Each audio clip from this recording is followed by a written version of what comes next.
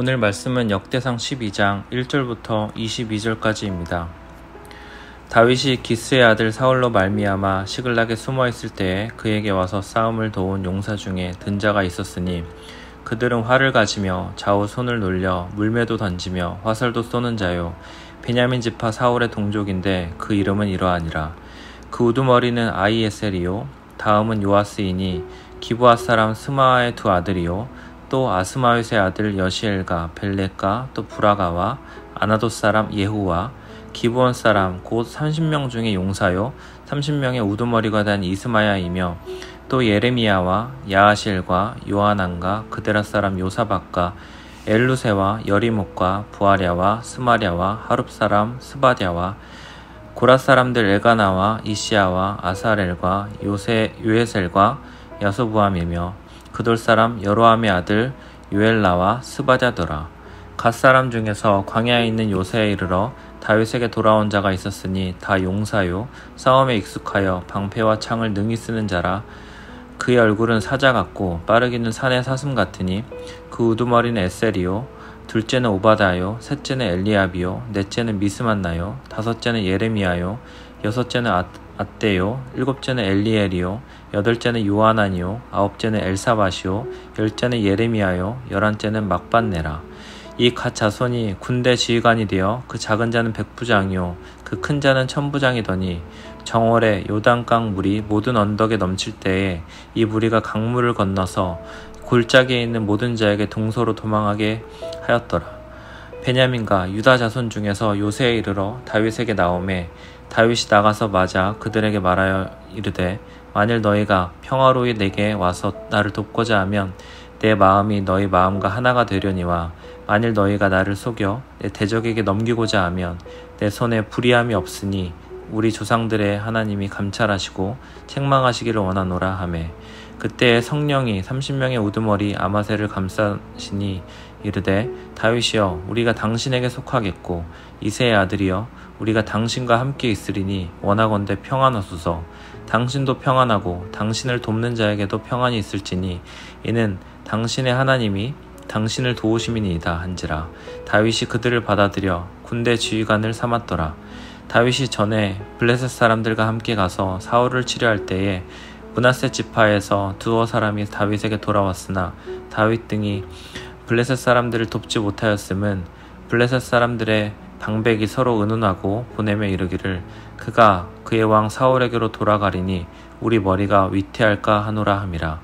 다윗이 시글락으로 갈 때에 므낫세 지파에서 그에게로 돌아온 자는 아드나와 요사밧과 여디야엘과 미가엘과 요사밧과 엘리후와 실르데인이 다 므낫세의 천부장이라. 이 무리가 다윗을 도와 도둑대를 쳤으니 그들은 다 큰 용사요 군대 지휘관이 됨이었더라. 그때 사람이 날마다 다윗에게로 돌아와서 돕고자 하며 큰 군대를 이루어 하나님의 군대와 같았더라. 아멘.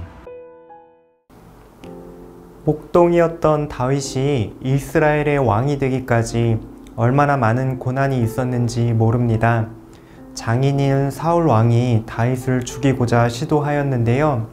하나님께서는 그 가운데에서 억지로 다윗을 광야로 내보내시어 하나님의 사람으로 다듬어지도록 훈련하십니다. 그렇게 다윗은 사울을 피해 도망한 세월이 무려 10년이나 됩니다. 다윗은 10년을 도망자 신세로 죽을 고비와 숱한 위기를 넘기며 견뎌왔습니다. 오늘 말씀의 배경이 되는 시글락이라는 장소는 다윗 도피 생활 마지막 1년 4개월을 보낸 곳입니다. 시글락은 블레셋 가드 왕 아기스가 다윗에게 준 성인데요. 이곳에서의 삶도 참 고달픕니다. 블레셋 사람들은 다윗을 스파이로 의심하고 믿지 않습니다. 언제든지 사울에게로 돌아갈 수 있다라고 생각하죠. 그래서 전투에 다윗을 끼워주지 않습니다.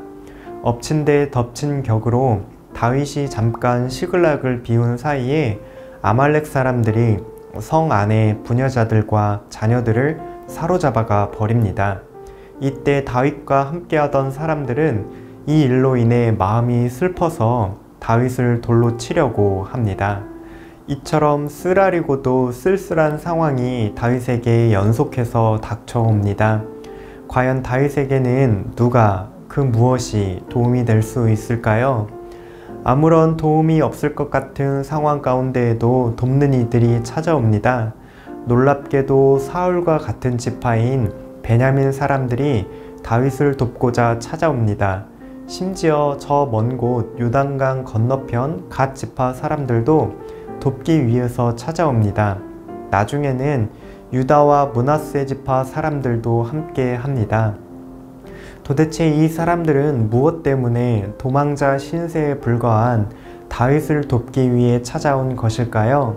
18절에서 답을 주고 있습니다.